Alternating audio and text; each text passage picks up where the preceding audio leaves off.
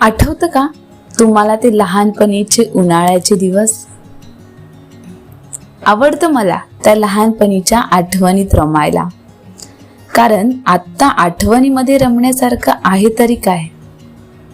त्यावेळेला प्रत्येक ऋतूची वेगळीच मजा असायची. प्रत्येक ऋतूची वाट पाहण्याचं कारण असायचं. आणि आता सगळे ऋतू सारखेच वाटतात. शहरात आज उन्हाळा म्हणजे नकोसा वाटणारा, पण 90च्या काळात उन्हाळा म्हणजे सगळं काही हवं असलेला ऋतू.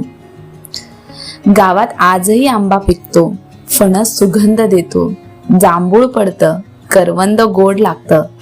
फक्त ते चोरून खाणारी, झाडावर चढणारी पोरं आता शहरात अडकून पडलीत. भर दुपारच्या उन्हात दगड मारून आंबे पाडलेत, करवंदाच्या काट्यातून हात घालून करवंद काढलेत, जांभळाच्या झाडावर चढून झाडं हलवून जांभळ गोळा केलेत.